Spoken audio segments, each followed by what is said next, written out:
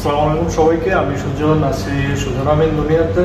আজকে খুবই গুরুত্বপূর্ণ এবং একটা খুবই ইম্পর্টেন্ট একটা ভিডিও কন্টেন্ট নিয়ে আমি হাজির হয়েছি।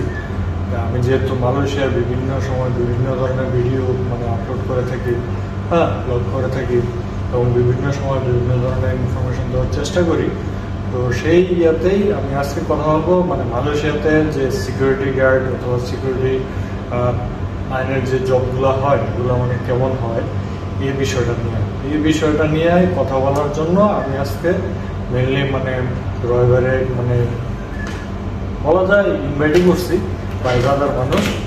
তো উনি আজকে ডিটেলস যে দিকগুলা এগুলো নিয়েই কথা বলবে, যেমন বেসিক স্যালারি কেমন, তারপর হচ্ছে কীভাবে সিকিউরিটি গার্ডসটা কী কী স্টেপগুলো পার হওয়ার পরে তারপরে জবে উন্নতি করা যায়, তারপর হচ্ছে কী কী রিকোয়ারমেন্টগুলো থাকা লাগে আর কি সিকিউরিটি গার্ডের চাকরি করার জন্য, তারপর হচ্ছে ল্যাঙ্গুয়েজটা জানা কতটুকু জরুরি, এইসব অনেক আনুষঙ্গিক বিষয়। তো আমি আশা করব যে রয় ভাই এই জিনিসগুলো আমাদের সাথে সামনে তুলে ধরবেন। এবং উনি হচ্ছে অনেক বছর এই সেক্টরটাতে করছে, জব করছে। তারপর হচ্ছে একটা কোম্পানির খুবই ভালো এবং খুবই মালয়েশিয়াতে সুনামধন্য একটা কোম্পানির উনি কিন্তু ছিল সুপারভাইজার বলেন আর ইনচার্জ বলেন ওই লেভেলের একটা ছিল টোটাল একটা এরিয়া। সো আমি তাহলে আপনার কিছু বলার জন্য বলতেছি, আপনি আল্লাহর নামে শুরু করেন। 2017 সালে প্রথম সিকিউরিটিতে আমি জয়েন করি। তো ভাবতেছিলাম কেমন হবে। আসলে সিকিউরিটি তো মালয়েশিয়াতে নেপালিদের জন্য মেইনলি। তো ওইখানে আমি নেপালি পরিচয় সেজে তারপরে ঢুকতে হয়েছে। তখন আমার জব ছিল না। তো মালয়েশিয়া আমাদের জব না থাকলে আমরা এরকম একটু একটু মিথ্যা কথা বললে জবে ঢুকি। তো জবে ঢোকার পরে প্রথম কিছুদিন একটু টাফ একটা সময় ফেস করতে হয়েছে, কারণ ওখানে যারা ছিল ওরা ছিল নেপালি। আর রেসিডেন্ট যখন আমাকে জিজ্ঞেস করতো তোমাকে তো নেপালের মতো দেখতে না, তাই আমি বলতাম নেপালের অনেক রাষ্ট্র আছে, নেপালের অনেকগুলা জেলা আছে। তো আমি একটা জেলার মধ্যে পড়ছি যেখানে আমার মতো লোক আছে। সব যে ফর্সা হবে তা না, নেপালে কিন্তু বহুরূপী লোক আছে। তো আমি বলছি আমার মতো লোক আছে। এখন চলে লোক কালো, এখন চলে লোক সাদা। তো যদিও ওই আমাদের ওই খণ্ডটায় ওই জায়গাটায় নেপালিগুলো যারা ছিল সবই ছিল ওরা একটু ফর্সা করে। তো আর কাজকর্মে ওরা জানতো বেশি, সিকিউরিটি কাজটা আমি কম জানতাম। তো হ্যাঁ, প্রথম কিছুদিন একটু কষ্ট হয়েছে, তেমন কষ্ট না, কষ্ট বলতে কি নতুন একটা জবে ঢুকলে যা হয় আর কি। এরপরে রিকোয়ারমেন্টগুলো কি চাইছিল? রিকোয়ারমেন্টগুলো প্রথমে তো নেপালি হইতে হইব। তো যেটা ছিলাম না, কিন্তু হ্যাঁ আমি বাঙালিদের তো সাধারণত এটা হয় না। এরপরে গিয়া আপনার রিকোয়ারমেন্ট হচ্ছে ভাষা জানতে হবে। কোন ভাষা? দুইটার একটা মাস জানতে হবে। ইংলিশ অথবা মালাইটা জানলে ভালো, ইংলিশটা জানলে ওকে চলবে এরকম। তো একটা ভাষা জানা লাগবে, নাহলে আপনি সার্ভাইভ করতে পারবেন না। কারণ এখানে রেসিডেন্ট আপনারা জিজ্ঞেস করবে, যে কোনো একটা প্রবলেম হলে আপনাকে ফোন দিবে, জিজ্ঞেস করবে। গার্ড হাউসে ফোন থাকে, ফোনের মধ্যে কথা বলতে হবে বা ওরা ডাইরেক্ট কথা বলতে হবে। আরেকটা জিনিস ছিল অলওয়েজ তাদের সাথে দেখা হলে হাসি মুখে কথা বলা। কথা তো বলতেই হবে, কথা বলার জন্য ভাষা লাগবে। ওই ভাষাটা জানা অনেক গুরুত্বপূর্ণ। এছাড়া ওইখানে আমাদের জুনিয়র যারা ছিল, যেমন আমি ছিলাম তখন জুনিয়র, তো জুনিয়রদের ক্লকিং করতে হইতো। এই যে বললাম যে একটু ফার্স্টে কষ্ট কি ক্লকিংটা কি, বিল্ডিংটা ছিল 22 তলা, 21 তলা 22 তলা এরকম 6টা বিল্ডিং ছিল ওই কন্ডোর ভিতরে।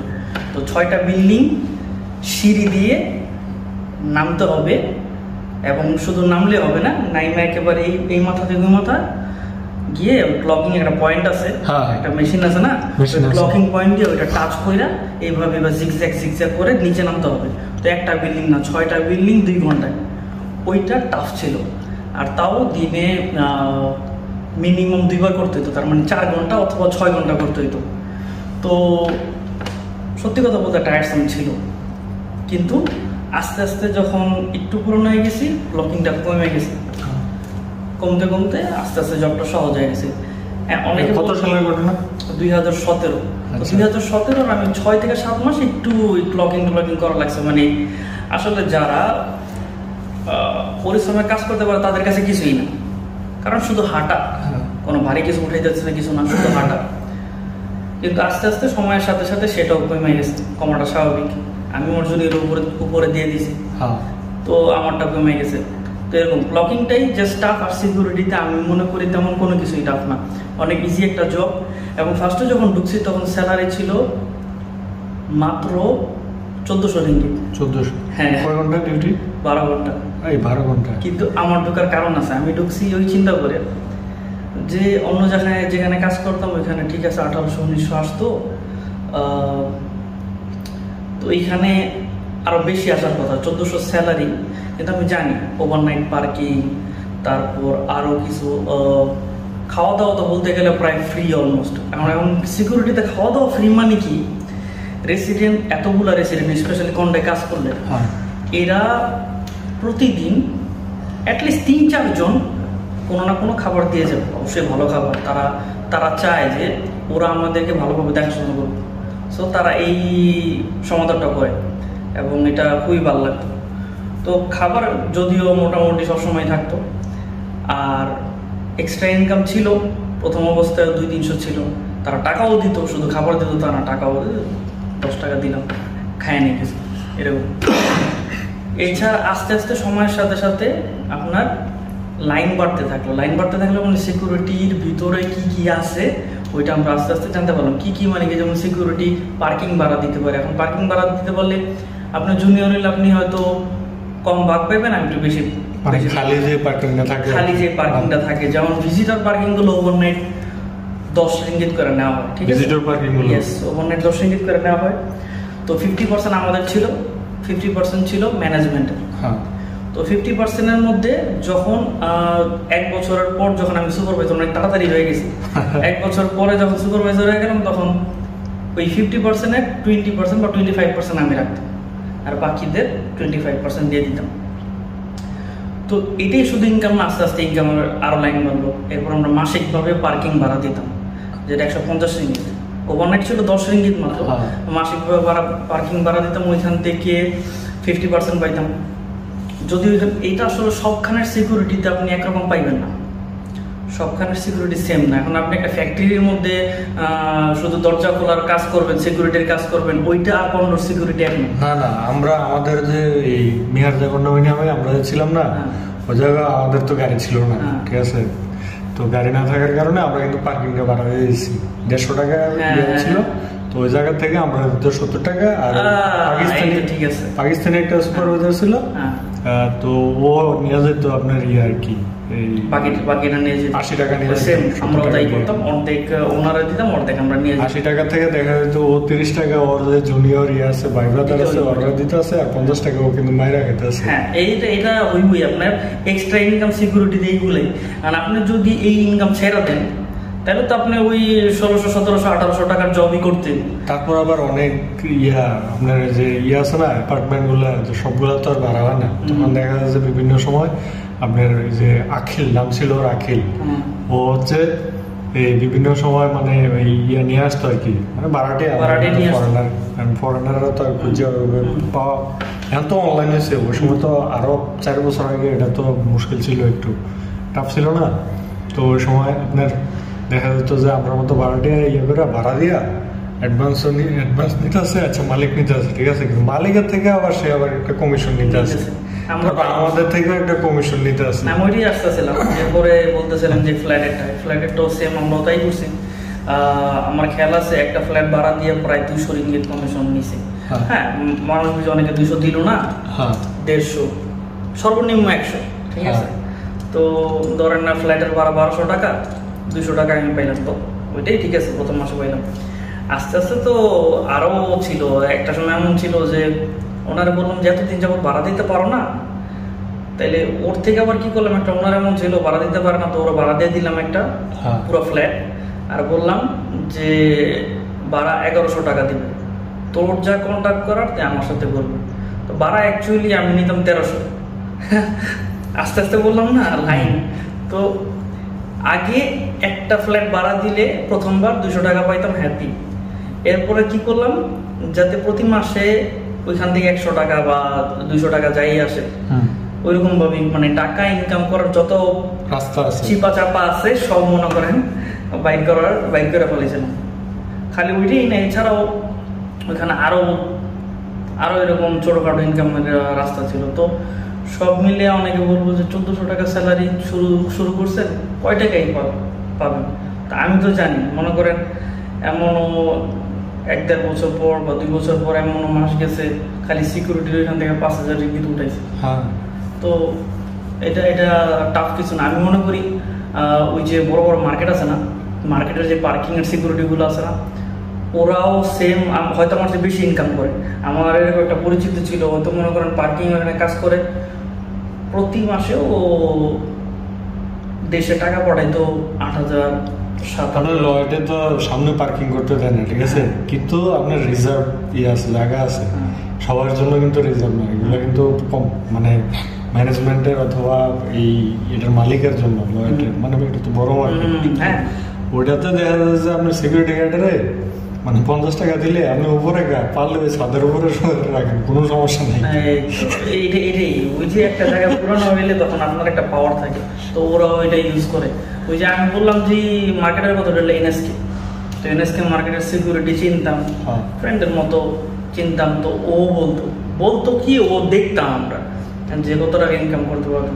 তো এটাই মানে আসলে কি সিকিউরিটিতেও অনেকে ভাববো যে কয় টাকা বেতন, অনেকে কিন্তু ঢুকতেছে না। আমার খেয়াল আছে যখন আমার লোক লাগবে, হঠাৎ করে একজন লোক দেশে চলে গেল, আর একজন লোক কাজ ছাইরা দিল না কি কাজ থেকে বাদ দিয়ে দিল, এরকম কিছু হলো। তো 2জন লোক হঠাৎ লাগবো, তো একটা ছেলে নিছি কাজে, 3-4 দিন করার পরে বলে আমার দ্বারা ওগুলো আমি করুন না। ও তো বোঝেই নেই যে লাইনে কোন যায়। এখন তো বেসিক বাড়ছে, আমরা গত বছরও 1700 টাকা বেসিক দিছি, গত বছর 1700। হ্যাঁ, তো আমি শুরু করছি 1400-তে, 3 বছরে প্রায় 300-র মতো বাইরে গেছে।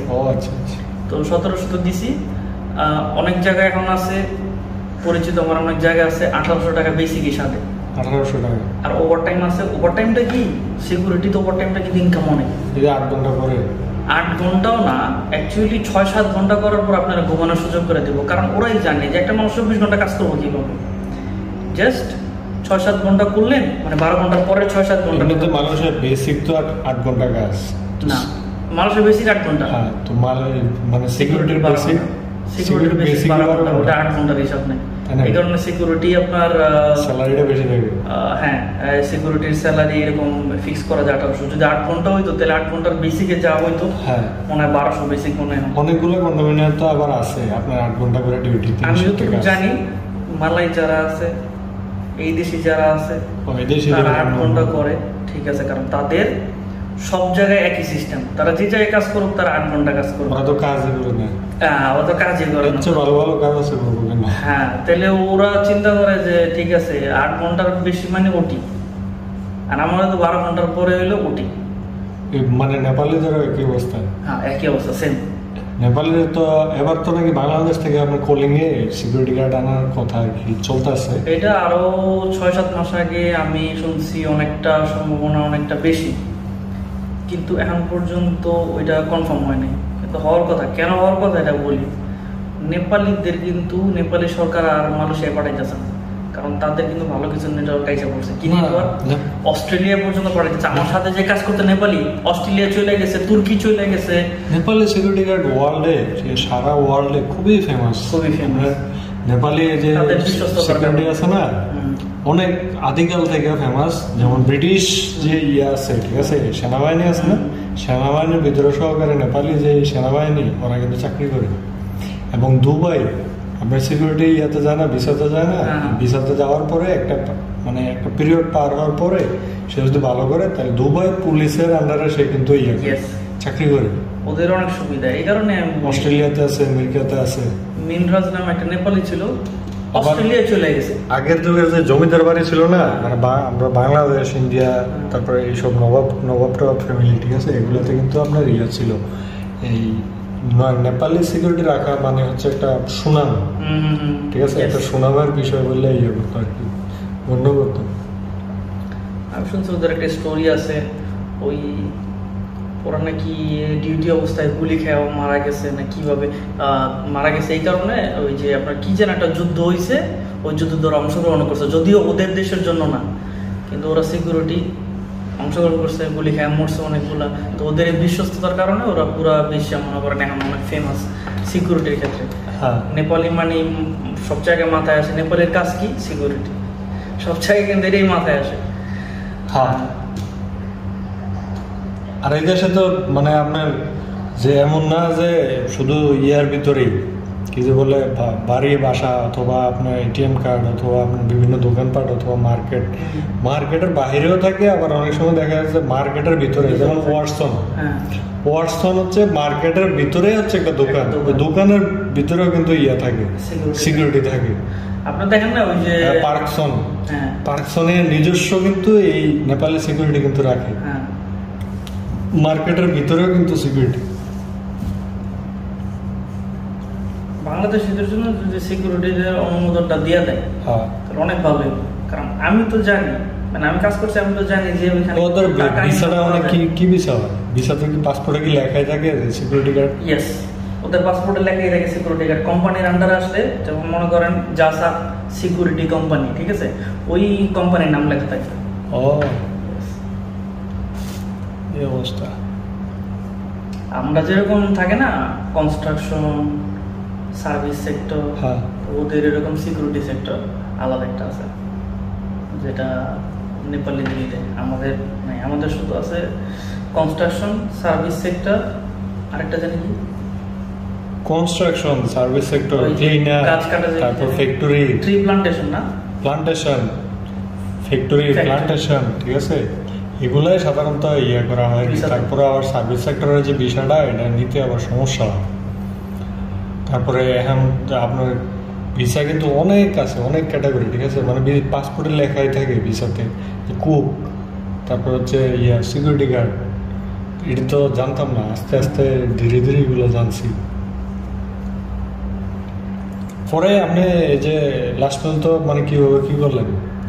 এরপরে ওইখানে যখন টাকা ইনকাম করা শুরু হয়েছে, ওই তো নিজের পজিশন ছিল, লোকও তখন আস্তে আস্তে নেপালিগুলো চলে গেল দেশে।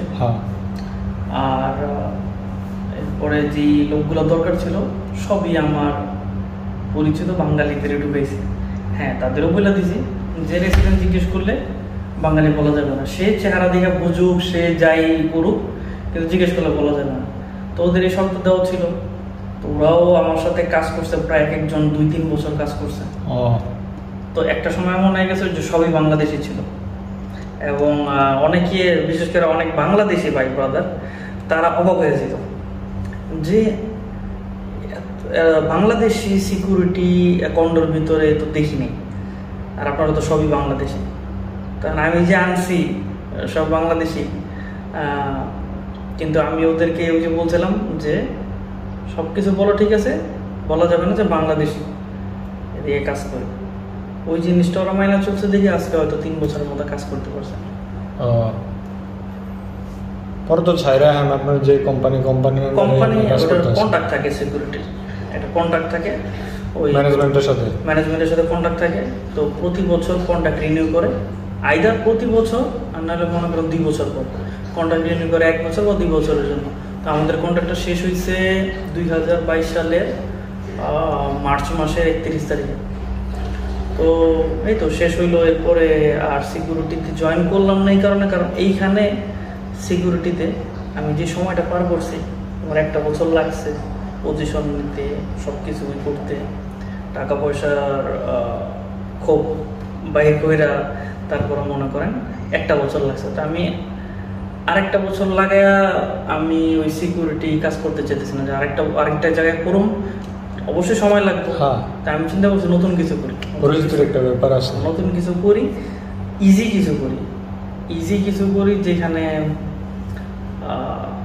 সিকিউরিটি করলাম মনে হয় নিজেরও সময় দিতে পারবেন, আবার নিজের মতো করে কাজ করতে পারলেন। তা আমার গেমসে কাজ করার ইচ্ছা ছিল, তো গেমস খুলছে। এই যে মনে করেন পরশু দিনও একটা বস ফোন দিয়েছেন যে বলছে আসবি কিনা, আমি বলছি না, আমি অলরেডি, এটাও তো যেখানে মনে করেন কাজ করি এখন, এটা তো গেমসের মধ্যে,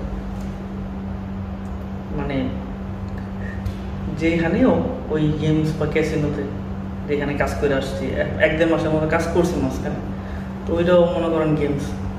তো ওইখানে আমি আর যেতে চাইতেছি না, কারণ যেতে চাইতেছি না এই কারণে কাস্টমার কেয়ারে জব করে এটাই বেটার।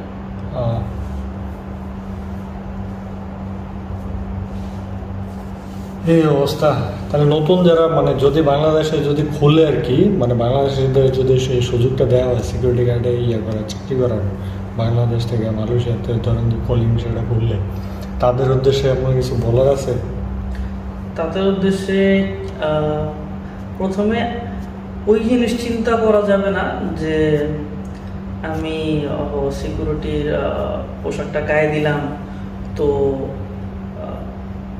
বাংলাদেশে যেরকম দারোয়ান একটা ফিল আসে, ওই ফিল আনা যাবে না। এখানে তো সব জিনিসই আপনার কিছু বলে সম্মান। হ্যাঁ, না অনেকে আছে সবাই সম্মান করে যে ওইটা, এটা অ্যাকচুয়ালি আমি মনে করি অন্যান্য ফ্যাক্টরি জবের থেকে অনেক বেশি রেসপেক্টেবল। হ্যাঁ, রেসপেক্টেবল এবং আপনার সব দিক থেকেই ওই ফ্যাক্টরি জব বা ট্রি প্লান্টেশন বা সার্ভিস সেক্টর যেটাই বলেন ওখান থেকে অনেক ইজি। কেউ যদি এই ভিসা পায় 100% এই ভিসায় আসা উচিত,